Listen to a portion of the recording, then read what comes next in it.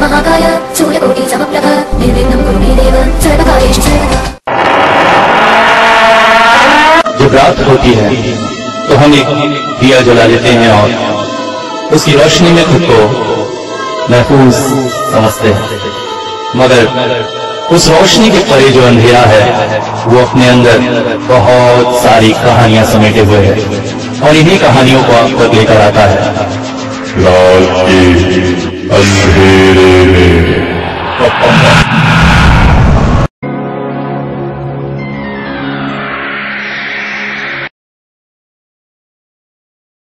Hello, आदाब, नमस्कार, सत श्री अकाल दोस्तों, कैसे हैं सभी।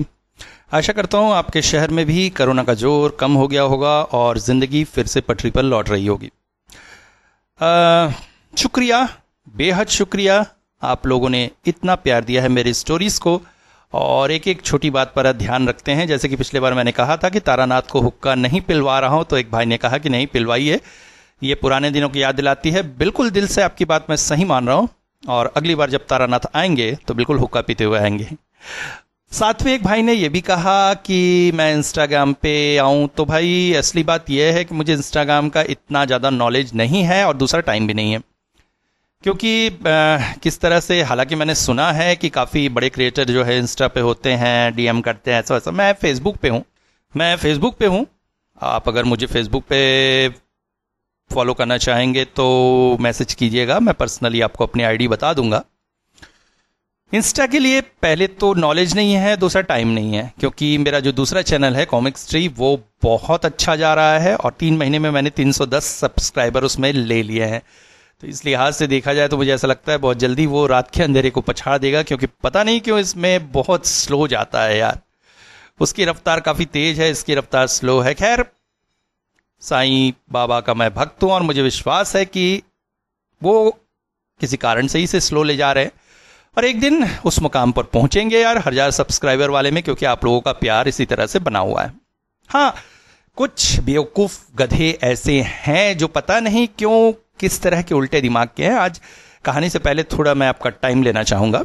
एक गधा है, हिमाचल प्रदेश से है, पता नहीं कुछ अमन कुमार करके उसका ट्रू कॉलर पे नाम है, मगर वो नाम असली नहीं है, फर्जी है। दिल्ली में रहता है और किसी कॉलेज में पढ़ता है, भिखारी। इस बंदे को मेरे से बड़ी जलन है। ये मुझे फ़ोन करके कुछ गालियाँ आलियाँ दे रहा था और जब मैंने पलट के बोला तो कहता है मैं तुझे बदनाम कर दूंगा, मैं वीडियो बनाऊंगा, ऐसा वैसा। इस बंदे की प्रॉब्लम यह है, एक तो हिमाचल प्रदेश से है, सभी को पता होगा, बेवकूफ़ लोग ही रहते हैं वहाँ, क्योंकि इसने जैसी हरकत की वो तो मेरे सामने तो सारे हिमाचल प्रदेश के लोगों के लिए सेम ही थिंकिंग आई।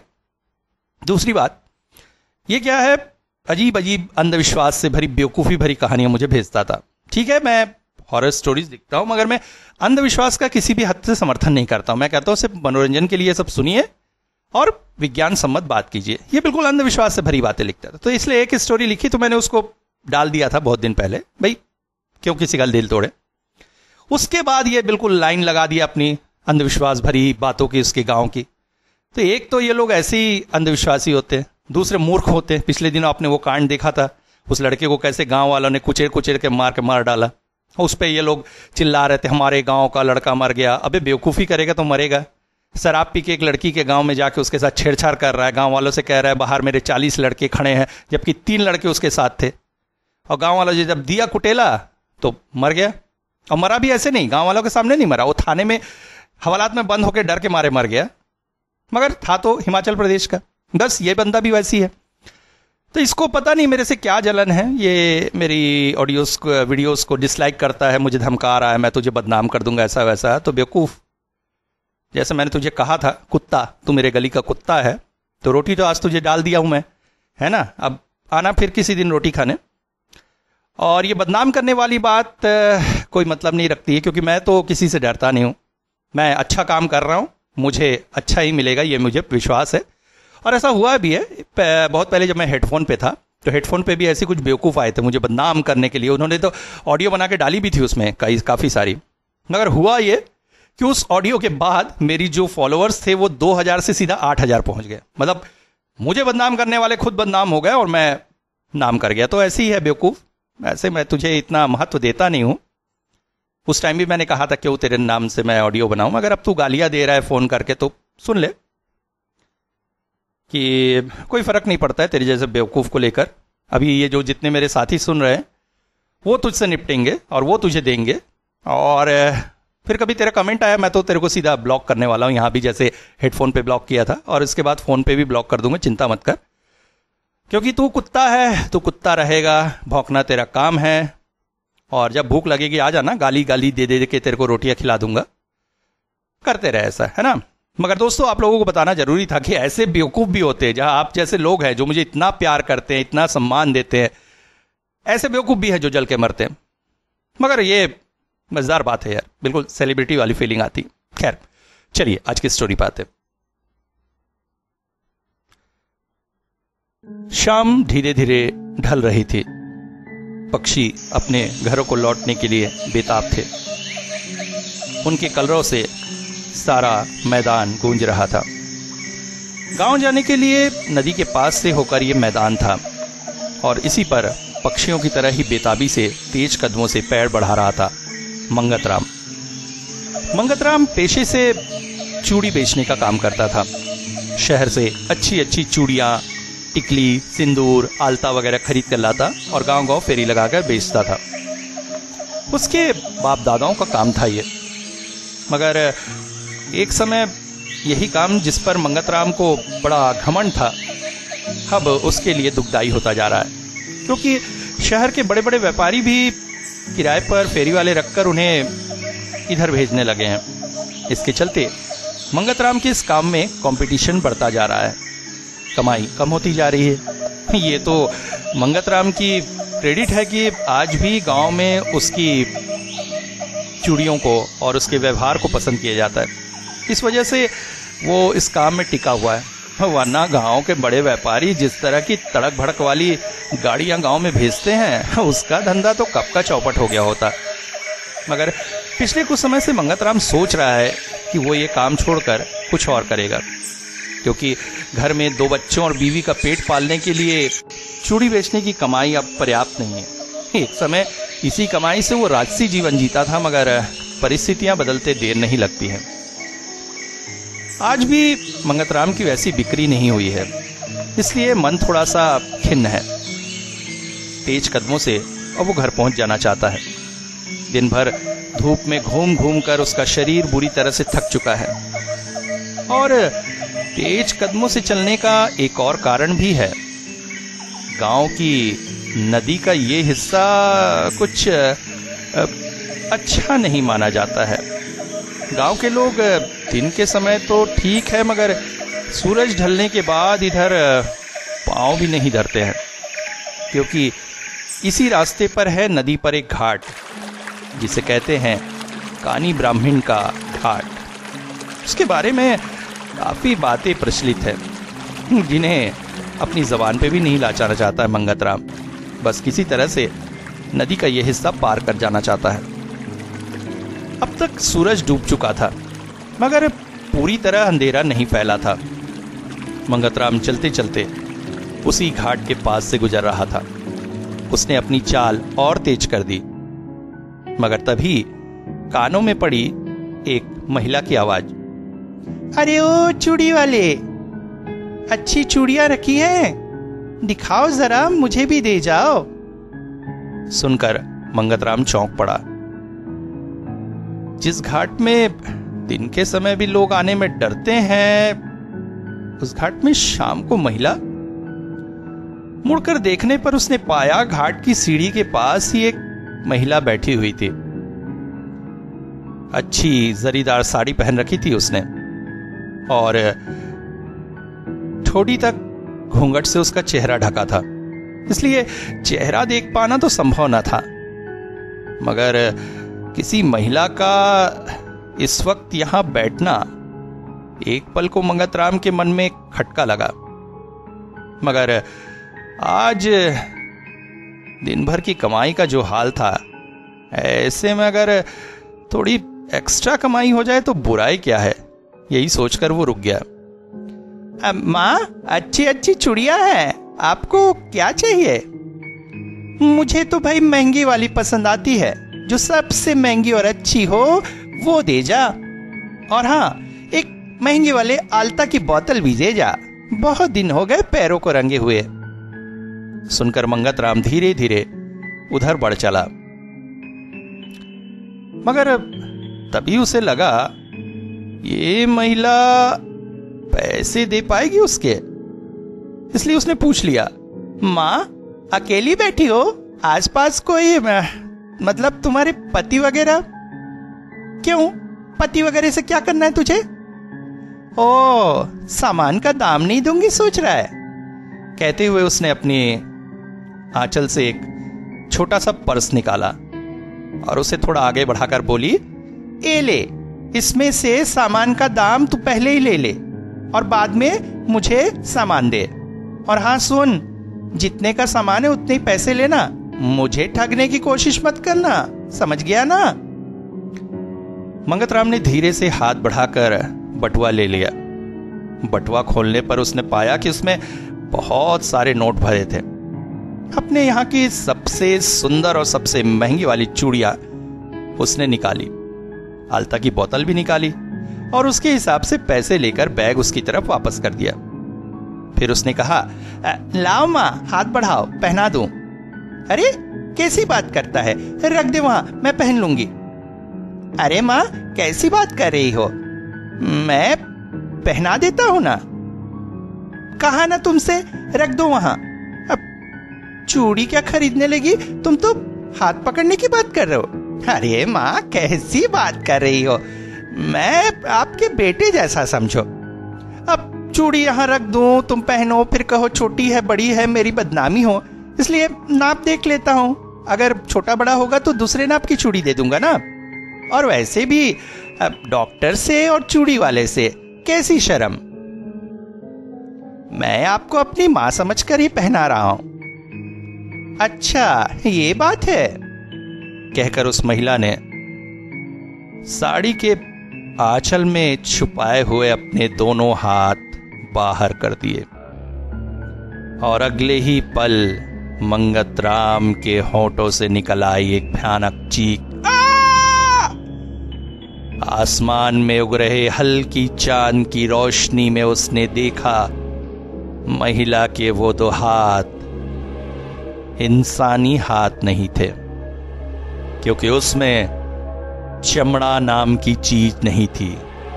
सफेद हड्डियां हाथ की शक्ल में उसके सामने थी। और तभी हवा के एक झोंके से महिला का घूंघट भी उसके चेहरे से हट गया। मंगतराम को काटो तो खून नहीं, क्योंकि इस वक्त उसके सामने कोई स्त्री नहीं बल्कि एक नरकंकाल बैठी हुई थी जो हंस रही थी। अरे लेना, पहनाना, क्या इंतजार कर रहा है? नहीं, नहीं, नहीं, नहीं, नहीं, नहीं, नहीं, कहता हुआ मंगतराम चूड़ियों को वहीं फेंककर सरपट दौड़ने लगा। बेतहाशा वो दौड़ता चला जा रहा था।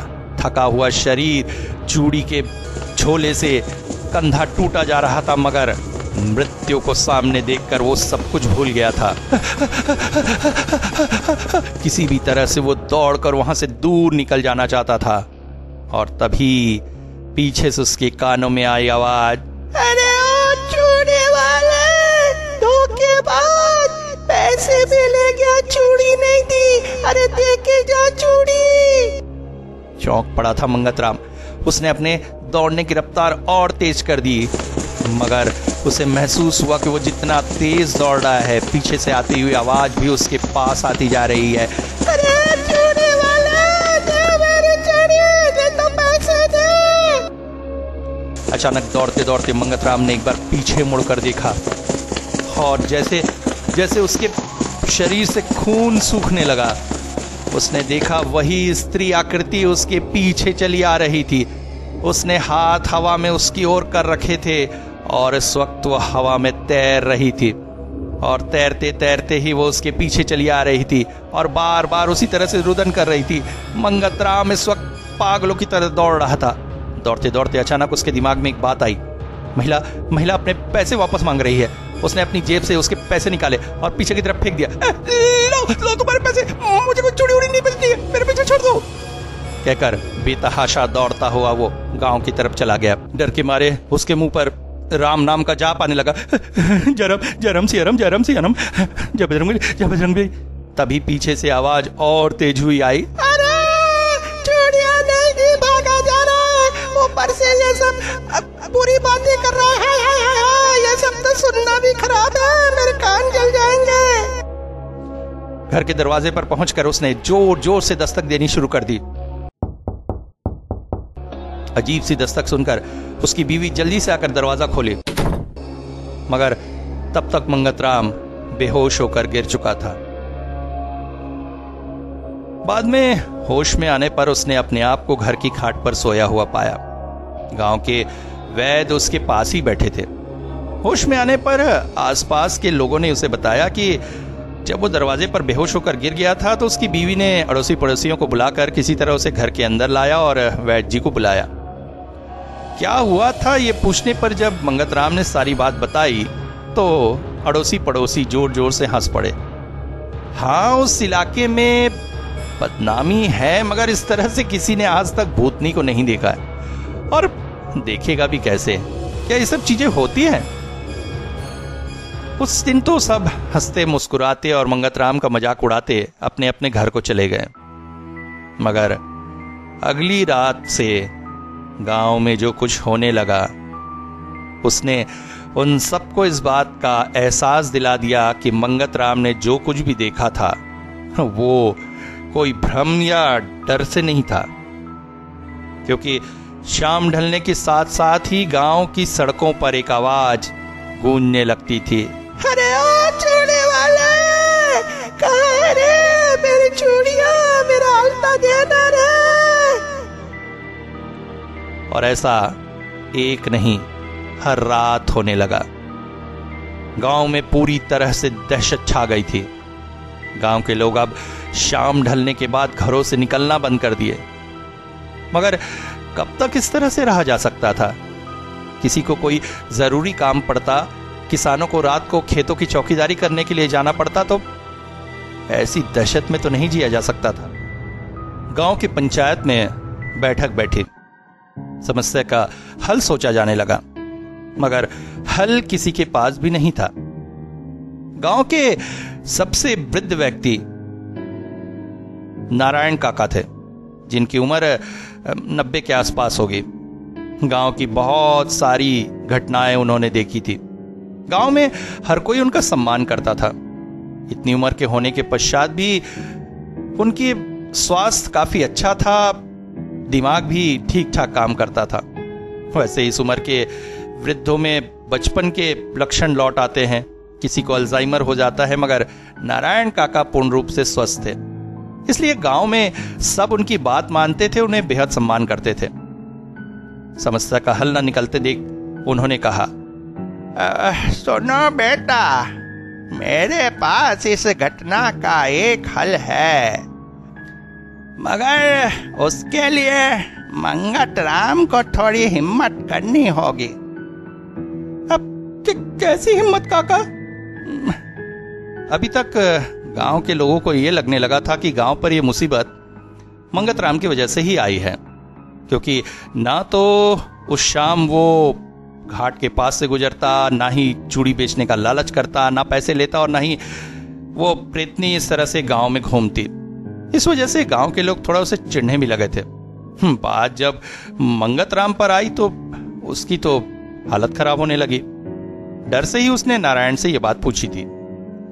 असली में हुआ ये है कि आज से 50-60 साल पहले की बात है।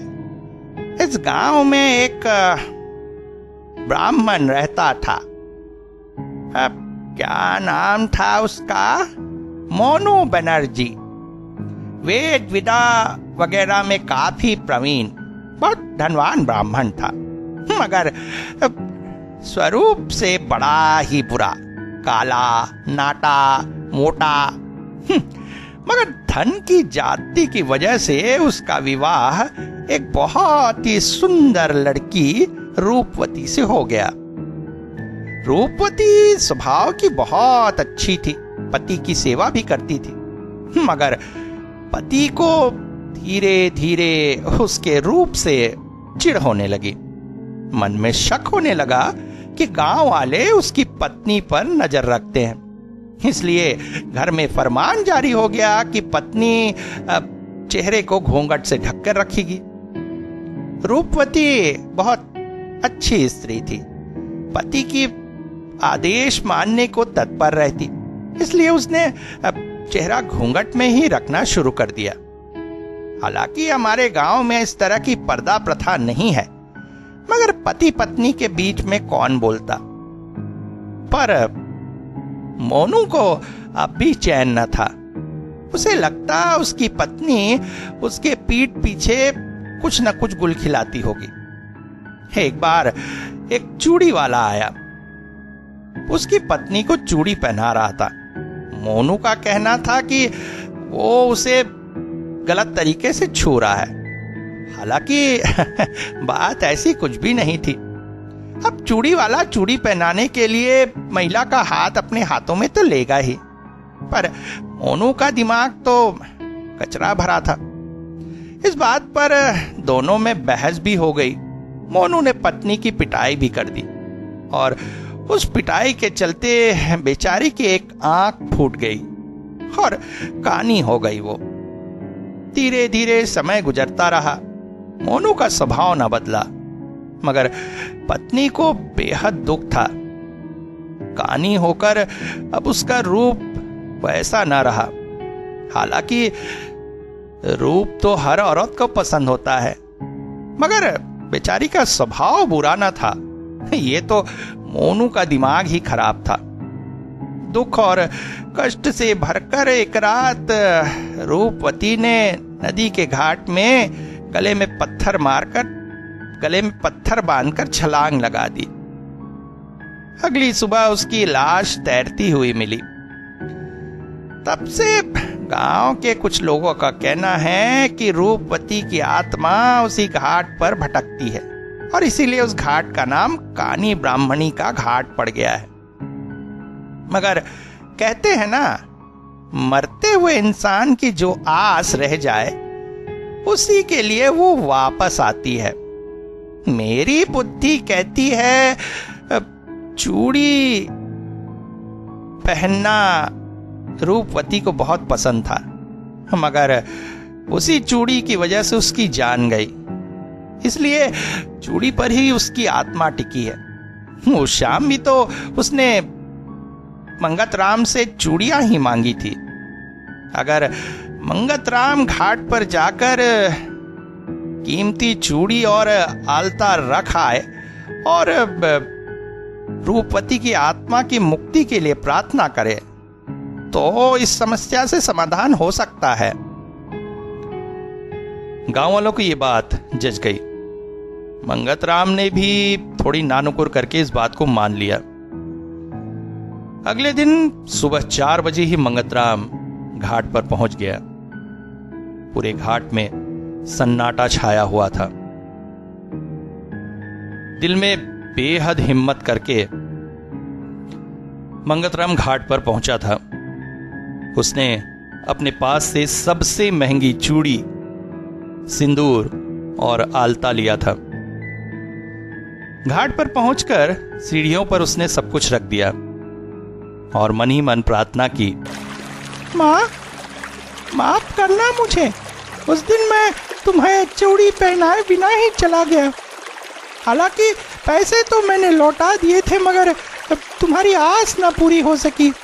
इसीलिए आज मैं तुम्हारे लिए सबसे महंगी चूड़ी, सिंदूर और आलता लाया हूँ। माँ, इन्हें ग्रहण करो और मुक्त हो जाओ अपनी इस प्रेत योनि से। माँ।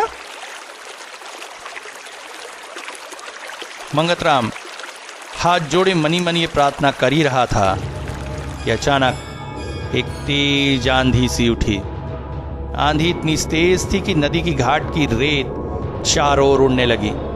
इसके चलते मंगतराम की आंखें भी उस रेत से भर गई और देखना कुछ भी संभव न हो सका। मन ही मन वो बेहद डर रहा था कि अगले पल क्या होने वाला है। मगर कुछ देर तक तेज आंधी चलने के बाद सब कुछ शांत हो गया।